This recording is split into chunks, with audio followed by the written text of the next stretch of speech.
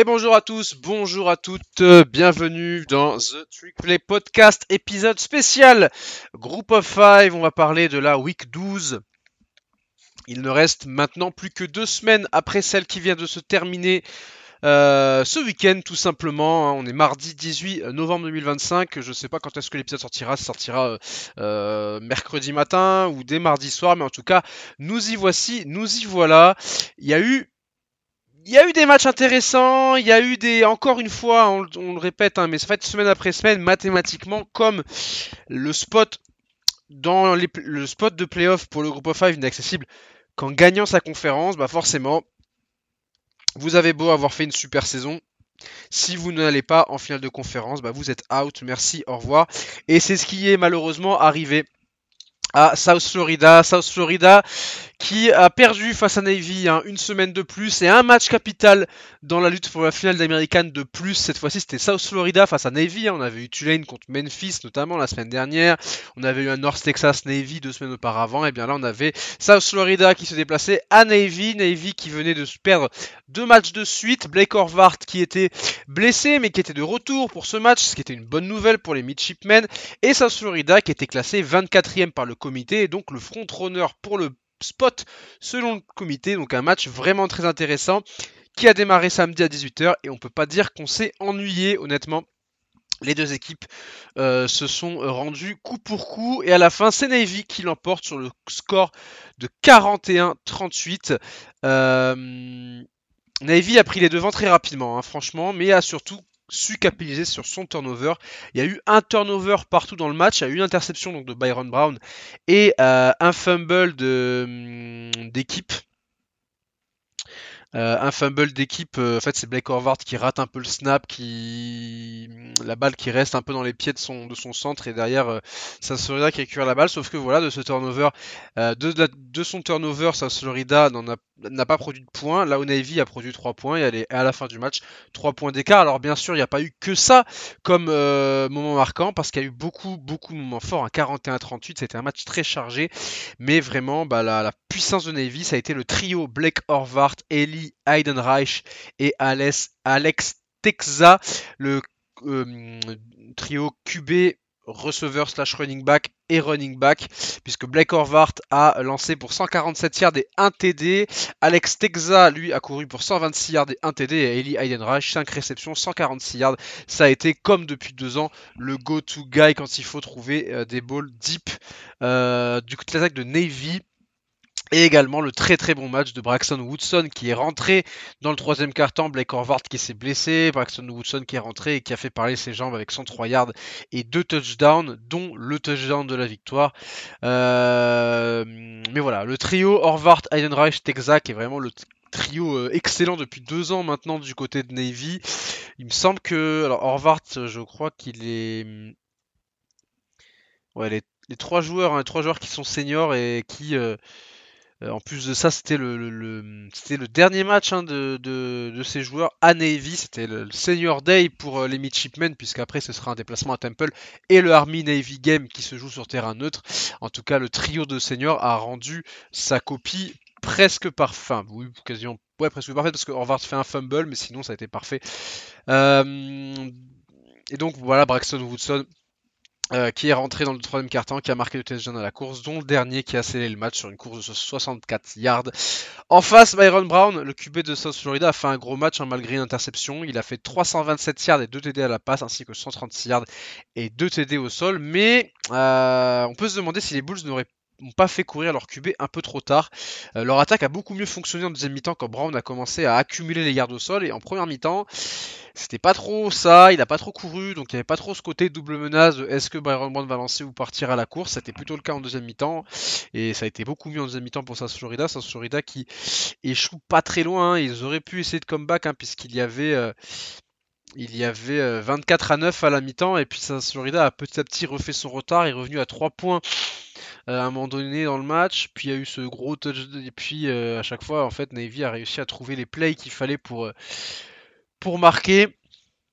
Il y a eu du trick play dans ce match-là et surtout une grosse réussite pour Navy sur un quatrième down. Il y avait un punt à taper, mais un roughing the punter leur a permis de jouer une quatrième et 2 ou 3 et donc du coup ils ont décidé de finalement la jouer et ils l'ont converti. Alors ils n'ont pas marqué sur ce drive-là, mais ils ont étendu quand même le drive de quelques minutes supplémentaires, ce qui a peut-être aussi joué puisque ça n'a pas redonné le ballon tout de suite à Brown et son attaque et peut-être que s'ils avaient récupéré le ballon plus tôt, ça aurait peut-être changé le cours de ce match.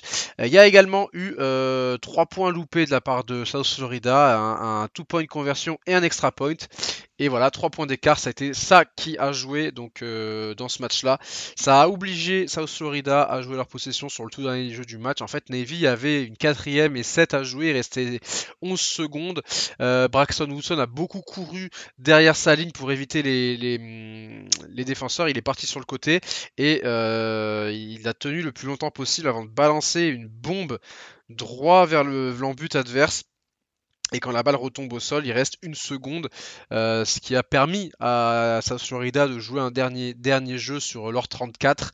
Mais ils ont tenté avec un play avec des passes, en arrière, mais ça n'a pas fonctionné. Ça finit sur un fumble. Et donc South Florida qui perd ce match et qui perd sûrement leur espoir d'aller en finale de conférence et donc d'aller. Alors c'est pas fini, ils peuvent encore se qualifier en finale de conférence, mais maintenant il va falloir que les planètes s'alignent, ils n'ont plus tout leur destin entre leurs mains. Ça va être compliqué pour South Florida à ce niveau-là, mais bon, et donc qui dit pas de finale de conférence, dit pas de playoff pour South Florida, qui a été très longtemps la meilleure équipe du groupe of 5, mais un petit coup de moins bien. Cette défaite face à UT, cette défaite face à Memphis fait mal aussi, et donc deuxième défaite à l'extérieur contre un gros de l'américaine qui les enterre quasiment. La défaite en revanche, enfin la victoire du coup de Navy les relance dans la course à la finale. Voilà, c'est un peu les deux effets. UCF c'est quasiment fini. USF, pardon, USF, pas UCF. Nous, on est en Big 12, on n'est plus dans ce groupe of 5, on n'est plus en américaine. Et donc voilà, Navy est relancé et South Florida, plus compliqué. Ils ont encaissé beaucoup de yards, South Florida, un peu leur habitude, mais ils n'ont pas réussi à provoquer plus de turnovers que ça, ils ont provoqué qu'un seul. Et ça a été un peu leur force cette saison en défense, c'était de souvent encaisser, mais de provoquer des turnovers parce que très agressifs, sauf que là, ils n'ont pas réussi, à part le fumble. Mais c'est pas vraiment eux qui l'ont provoqué, c'est plus Horvath qui se loupe avec son centre, la balle reste dans ses pieds et tout. Donc voilà pour les Bulls qui perdent un match où ils n'ont pas tenu le rythme en fait de Navy. Navy qui a trouvé des big plays, Navy qui n'est qui continue à courir, hein, mais qui est une équipe qui est capable aussi de passer dans les airs. Et donc voilà comment ça se termine pour South Florida, qui a aussi marqué sur un joli trick play avec Nikai Davenport, le running back, qui a permis de marquer sur un trick play, une passe, 29 yards, un TD pour lui.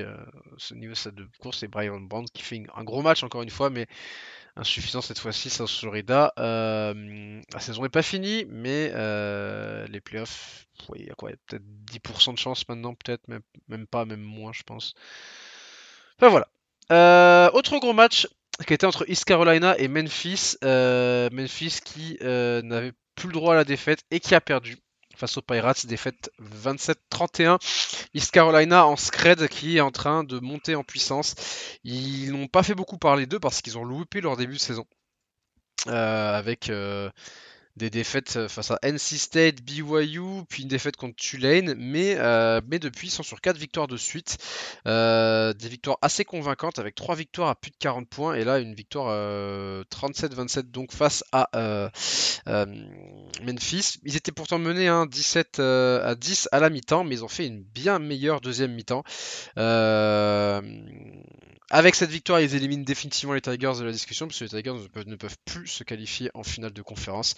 Et c'est encore une saison qui s'écroule pour Memphis, qui, voilà, chaque saison, ça fait quelques saisons maintenant qu'il y a des promesses. On dit toujours que c'est la meilleure équipe du G5, et puis à chaque fois, ils tombent bêtement face à des équipes comme UAB. L'année dernière, c'était contre Navy en début de saison.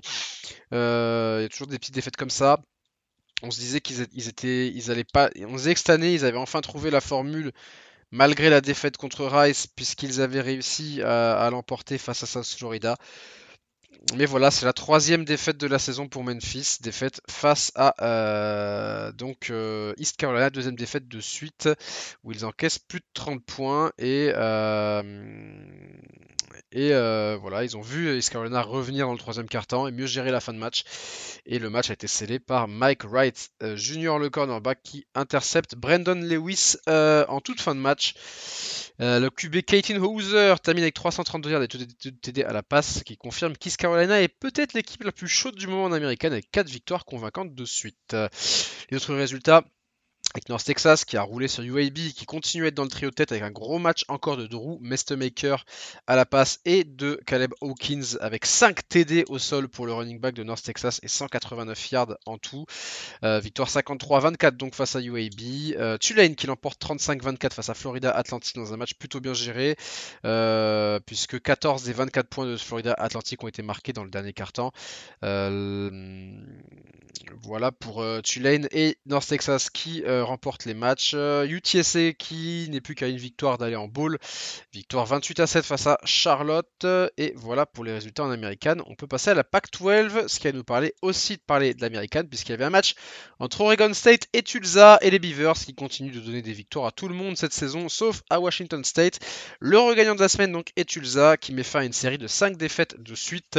Victoire 31-14 du Golden Hurricane avec un gros match à la course de Dominic Richardson, 27 portées, 166 yards et 1 TD pour lui. Voilà, victoire de Tulsa face à Oregon State. Et pour l'autre équipe de Pac-12, Washington State n'est plus qu'à une victoire des Bowls, victoire 28-3 face à Louisiana Tech. Grosse performance défensive avec moins de 70 yards encaissés et une interception. Et l'attaque des Cougars qui n'a pas eu à forcer à peu près 300 yards de ce côté-là du ballon. Washington State n'est plus qu'à une victoire d'un bowl. Voilà, tout comme Louisiana Tech en fait qui a raté l'occasion d'être déjà en bowl. Il leur restera 2 matchs comme pour les Cougars et il faudra gagner un seul match sur les 2 qui arrivent. Il y avait un très gros match en Mountain West face à San Diego State et Boise State, les équipes qui étaient en 4-1 en match de conférence. San Diego State qui sortait d'une lourde défaite à Hawaii, très loin de leur habitude, ils se sont fait manger dans les airs. Et bien là, ils ont retrouvé ces habitudes qui ont fait leur force cette saison avec une défense qui a mis les Broncos au supplice. Des Broncos toujours sans Matt Dukes, Madsen et avec un run game beaucoup moins efficace que l'an dernier. Bah oui, hein, on remplace pas les 2600 yards d'Ashton Genty comme ça. Boise State qui n'a marqué qu'un seul TD et a été forcé à punt 7 fois, ce qui fait qu'ils ont fait plus de yards en puntant qu'en attaquant. La défense de San Diego State n'a pas provoqué de turnover, mais a vraiment été infranchissable. Et de l'autre côté, du côté de leur attaque, ça n'a pas été grandiose. Hein. Seulement 17 yards dans les airs pour le quarterback Jaden Denegal, mais qui a marqué 2 touchdowns à la course. Mais il peut remercier ses running backs, 277 yards en tout, dont 150 de Lucky Sutton, qui ont permis à chaque fois après à Jaden Denegal de marquer sur des play action à... Enfin, pas des play action, pardon, sur des options, des option runs à 2-3 yards à chaque fois de l'embut. Victoire donc de San Diego State qui met un coup d'arrêt à Boise State. Boise State qui se retrouve dans le gros paquet d'équipes à 4-2 pour accéder à la finale de conférence. Tandis que San Diego State reste au-dessus de la mêlée et se rassure en retrouvant ce qu'a fait sa force cette année. Une très grosse défense, un très gros jeu au sol qui n'a pas forcément un gros temps de possession puisque Boise State a eu autant de temps de possession que San Diego State. Ouais mais voilà, Boise State s'est cassé les dents sur la défense de San Diego State, là où San Diego State a trouvé des big plays à la course. Autre match, UNLV qui aime décidément les fins de match tendues avec une nouvelle victoire en overtime. Cette fois-ci c'est contre Utah State. Ça a été une égalité parfaite avec beaucoup d'occasions manquées pour les Rebels qui ont laissé les Aggies dans le match. Mais Caden McGee a libéré Las Vegas sur une course de 25 yards en overtime 2 dès le premier jeu en attaque.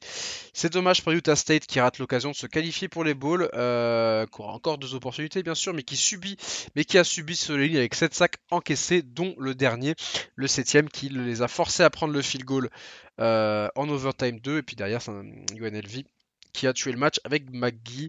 Colandrea qui lance un touchdown et 267 yards en 43 passes, enfin 24 complétés, 43 passes lancées en tout. Il a été au four et au moulin Colandrea comme depuis le début de la saison. Et UNLV, je vais regarder un peu, mais UNLV, ouais, ils aiment bien gagner leur match par la plus petite démarche à chaque fois ou presque.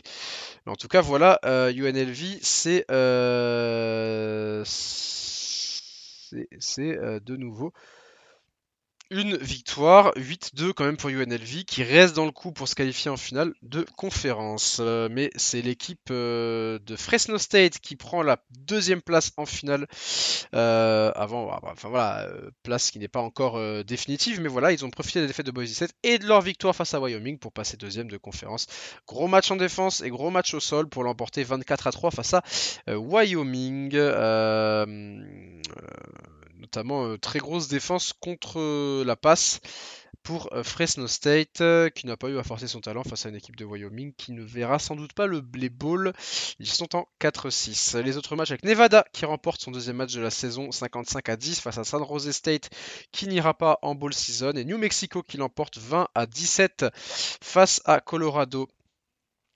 State, grosse bataille défensive entre les deux équipes avec 4 turnovers partout, 4 interceptions pour New Mexico, un fumble et 3 interceptions pour Colorado State, mais finalement New Mexico qui l'emporte sur qui a pris le large en deuxième mi-temps avec un touchdown et un field goal, et qui a forcé 3 turnovers dans le dernier quart-temps, qui permet donc de remporter le match 20-17 et d'atteindre le plateau des 7 victoires. Ça fait longtemps que New Mexico n'avait pas atteint ce plateau-là, puisque ça fait déjà depuis 2015 qu'il n'était pas allé en bowl. Yukon, qui est indépendant mais qui a affronté Air Force et qui remporte son 8e match de la saison, victoire 26-16 avec un petit événement. Joe Fagnano a lancé sa première interception de la saison dans son pire match, hein, vraiment 15 sur 23 à la passe, 155 yards et une interception, mais heureusement son running back Cam Edwards a couru pour 165 yards et 2 touchdowns. Victoire 26-16 pour Yukon. Yukon qui a réussi à forcer un drive de zinzin. Air Force qui a fait un drive de 19 jeux, 90 yards, 11 minutes 50, qui s'est terminé sur un turnover on downs en 4ème et goal. Ça a fait mal et ça a fait la différence dans ce match-là entre les deux équipes. Voilà pour les matchs en Mountain West. On passe maintenant à la MAC, avec la MAC-Shun en milieu de semaine. Et il y avait un très gros match entre Western Michigan et Ohio, et c'est les Broncos qui réalisent le gros coup en l'emportant face aux Bobcats. C'était une rencontre chargée d'émotions, senior night, puis également hommage à Marshawn Kneeland, le joueur des Dallas Cowboys qui a joué à Western Michigan et qui s'est malheureusement suicidé en début de semaine dernière. Les Broncos ont mis du cœur à l'ouvrage pour rendre hommage à leur ancien joueur drafté au deuxième tour de la draft 2024. Ils ont réussi à shutdown Parker Navarro dans son jeu de passe avec moins de 100 yards au compteur, et ils ont tenu le score en fin de match. Pourtant, Ohio était repassé devant en début de 4ème quart-temps avec un drive de 10 minutes et un touchdown de Sie Bangura, mais les Broncos ont réagi en marquant en 3 jeux avec le big play de Tyleek Williams qui a trouvé 71 yards sur une screen. En fait, il y a une screen, il part sur la droite, il rebondit sur ses linemen et il arrive à trouver le long de la touche un espace, puis repique intérieur. 71 yards, dont 70 en yards after catch pour Tyleek Williams. Et puis derrière, ça a mis Western Michigan en position de marquer, qu'ils ont marqué sur le play juste derrière.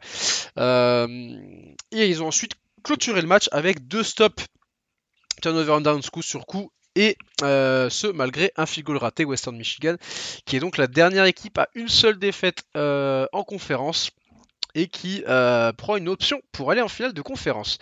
Il y avait un autre match très intéressant, c'était contre Central Michigan et Buffalo, et Central Michigan est donc l'autre finaliste potentiel à l'heure où l'on parle. Les deux équipes étaient en 4-1. Buffalo était en 4-1 et Central Michigan était en 3-2, donc c'était l'occasion de repasser devant directement avec le head-to-head, et Central Michigan qui l'a emporté 38-19 face à Buffalo. Grosse victoire défensive, avec une défense qui a forcé 5 turnovers et un très gros second acte pour les Chippewas, qui vont peut-être nous offrir une finale 100% Michigan début décembre. On verra. Miami Ohio qui perd son deuxième match de suite en MAC face à Toledo, hein. Il y avait un stretch très dur pour Miami Ohio et c'est pas fini hein, quand on parlera du calendrier à venir pour cette week. Ils ont joué Ohio puis Toledo et 2 défaites coup sur coup qui devraient leur coûter la place en finale, même s'ils restent dans le coup. Ces défaites font mal, défaites causées en grande partie par les 3 interceptions du quarterback Henry Hesson. Défaite 24-3 pour une équipe de Miami qui n'a jamais réussi à développer son jeu, et pourtant Tucker Gleason n'a pas été monstrueux, hein, honnêtement. avec 2 interceptions lui aussi, mais lui a marqué 2 touchdowns, c'est ce qui a fait la différence. Et puis aussi un bon jeu de course côté Toledo, là où Miami, le jeu de course n'a pas non plus été exceptionnel. Les autres résultats avec Kent State qui remporte son 4e match de la saison et qui remporte le Wagon Wheel face à Akron. Match d'Arealist Clark a encore marqué sur une réception de 79 yards. Et d'Arealist Clark, quand il est impliqué sur un touchdown, les Golden Flashes gagnent tout simplement. 4e victoire pour Kent State qui pourrait peut-être rêver à une participation en bowl. Victoire 42-35 en overtime face à Akron qui eux ne verront pas les bowls. Autre résultat, Northern Illinois qui l'emporte 45-3 face à Massachusetts qui n'a toujours pas gagné cette saison. Et Eastern Michigan qui l'emporte 24-9 face à Ball State. Voilà pour le résultat de la MAC. On passe maintenant à la Sun Belt avec la meilleure équipe du G5 à l'heure où l'on parle aujourd'hui, maintenant, après ce week-end. Je me perds dans mes phrases, mais en tout cas, James Madison, eux, ne se perdent pas dans leur football. Encore une grosse victoire face, cette fois-ci, App State. Victoire 58-10 et en fait App State a marqué ses 10 points en fin de match.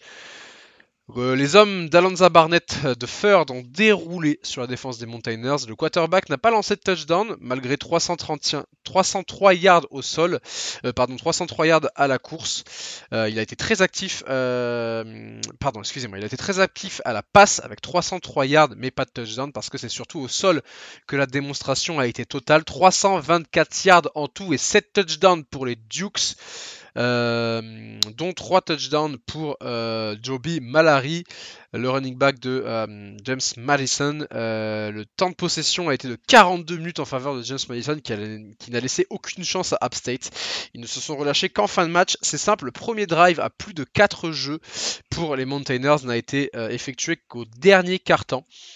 Une performance globale en attaque et en défense qui force le respect. Et avec les défaites des candidats dans les autres conférences, James Madison peut largement y prétendre. Eux qui n'ont perdu qu'un seul match cette année, c'était en début de saison face à Louisville. Défaite 28-14, mais depuis, franchement, cette équipe des Dukes est extrêmement convaincante à chacune de ses sorties. Dans l'autre division, Southern Miss est lourdement tombé face à Texas State, subissant sa première défaite de la saison en conférence. Les Bobcats ont fait la majorité du travail en première mi-temps et n'ont laissé aucun espoir de comeback ensuite. Les 3 turnovers des Golden Eagles leur ont coûté cher. Ils restent en tête de la division, mais ils vont devoir assurer sur les 2 derniers matchs. Et Texas State prend sa première victoire en Sun Belt et peut-être espérer viser un bowl. Il faudra encore gagner 2 matchs pour cela. Et puis un résultat important dans la division East avec Georgia Southern qui l'emporte 45-40 face à Coastal Carolina. Une victoire qui permet à Georgia Southern de n'être plus qu'à une victoire d'un bowl, mais surtout qui qualifie James Madison pour la finale de Sun Belt, puisque James Madison ne peut plus être rejoint dans sa division.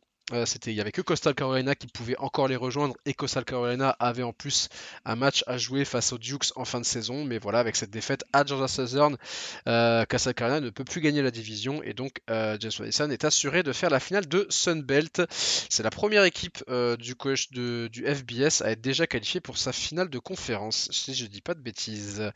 Ouais, il me semble, hein, c'est bien ça. La victoire s'est bâtie notamment grâce à O.J. Arnold, le running back de Georgia Southern, qui a couru pour 267 yards et 2 touchdowns. Très très grosse performance pour le running back. On passe maintenant à la conférence USA avec là aussi un match très important pour la finale de conférence entre les 2 dernières équipes invaincues de la conférence. C'était Jacksonville State qui recevait Kennesaw State, match entre 2 anciennes équipes de FCS en plus de ça.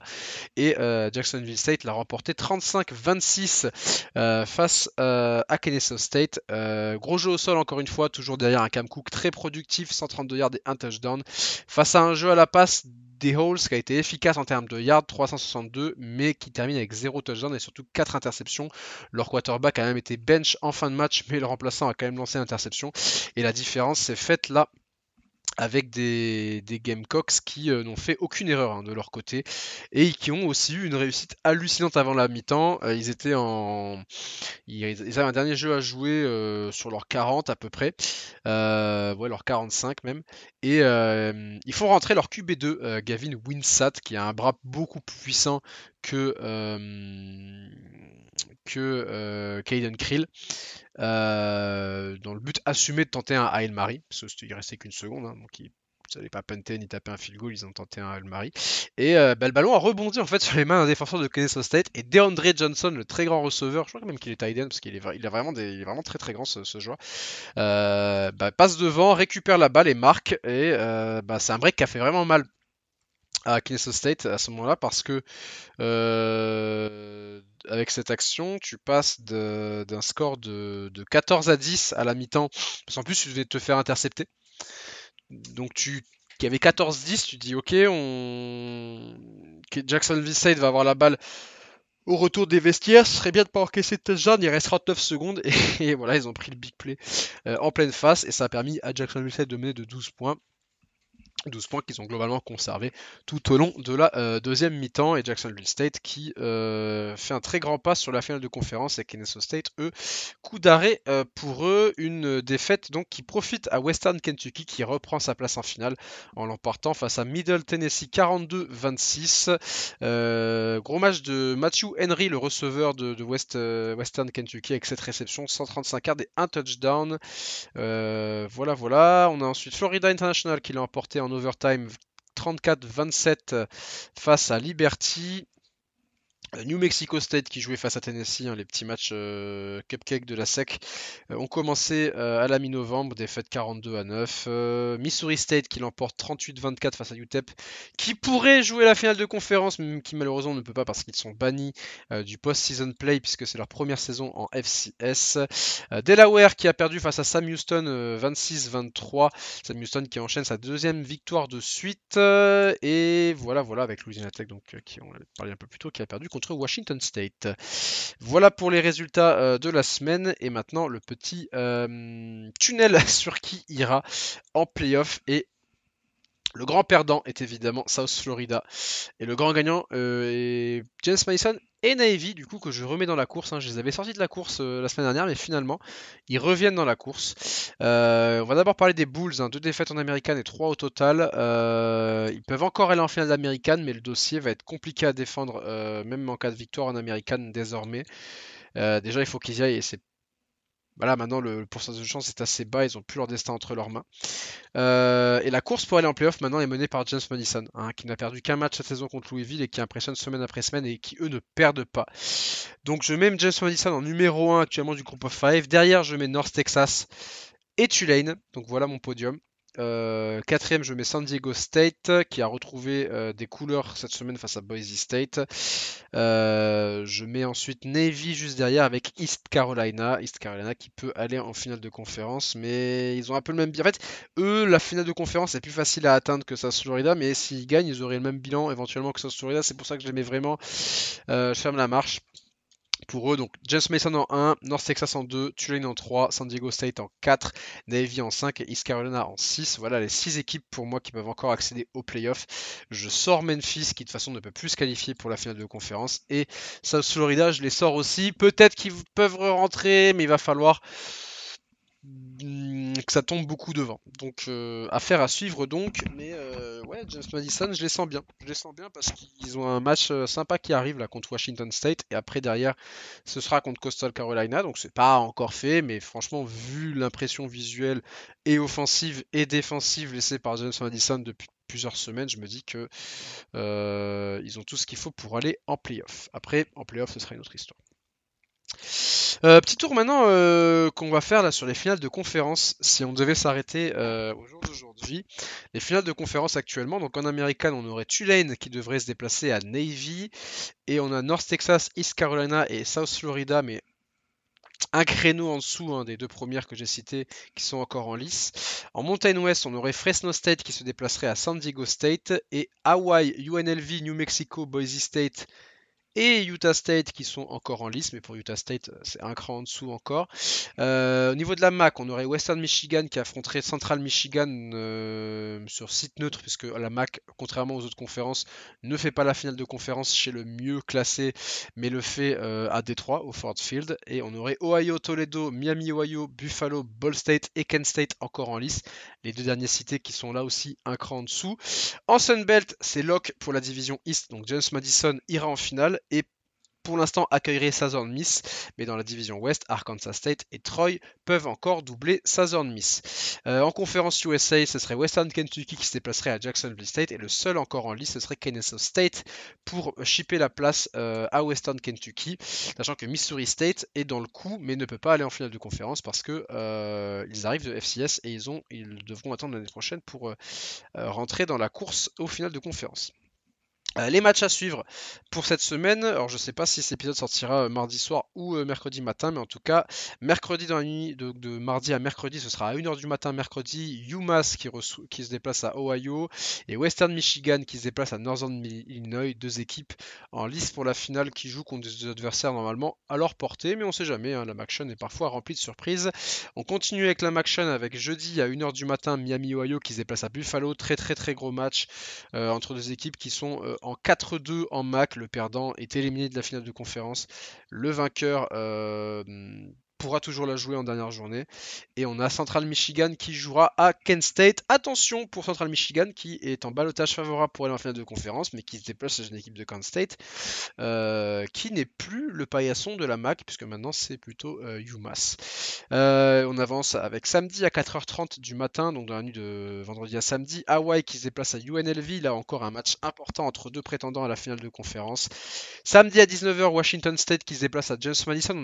On y a eu des échos comme quoi ça aurait pu être le College Game Day de la semaine, mais finalement ils vont aller pour le Oregon USC en Big Ten. Mais voilà, James Madison qui reçoit Washington State, match hors conférence, match à bien négocier pour James Madison pour continuer à être le frontrunner du group of 5. Samedi à 20h, Missouri State à Kennesaw State, car même si Missouri State ne peut pas jouer la finale de conférence, ils peuvent éliminer Kennesaw State en l'emportant chez les Holes dans un match FCS, enfin nouveau en FBS, qui était en FCS il y a 2 ans pour les deux équipes.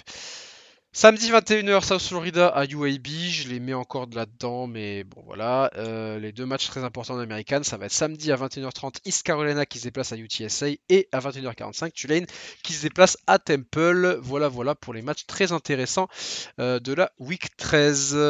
Voilà pour cet épisode, il y a eu beaucoup de choses à dire. Mais les deux grosses informations, c'est que Memphis et South Florida sont out de la course au playoff. Alors South Florida un peu moins que Memphis, mais quand même. Et que James Madison est maintenant le favori de mon côté. On se retrouve la semaine prochaine et on verra, parce qu'il y aura peut-être encore plein de changements dans cette course au playoff. Il restera plus qu'une week ensuite, donc déjà on y verra beaucoup plus clair et je vous ferai scénario par scénario pour qui accédera en finale de conférence. Mais là, en fait, à part en Sunbelt où James Madison est déjà qualifié parce qu'il fonctionne encore avec des divisions, comme dans les autres conférences, on n'est plus dans une grosse division où tout le monde est ensemble, il y a encore embouteillage, on va dire, hein, entre plusieurs équipes. Donc on va attendre qu'il n'y ait plus qu'un match à jouer par équipe pour, pour en savoir un peu plus. Voilà, merci de m'avoir écouté. N'hésitez pas à aller écouter le récap du côté du Power 4 qui a été fait par Baptiste et Robin. Le récap de la Ivy League par Baptiste qui sortira dans la semaine. Et puis on se retrouvera peut-être pour le 1-2-6 samedi. On verra tout ça. Ciao tout le monde, passez une bonne après-midi, passez une bonne soirée, une bonne matinée. Ça dépend au moment où vous m'écoutez. Et surtout, vive le college football et vive le groupe of 5. Ciao tout le monde.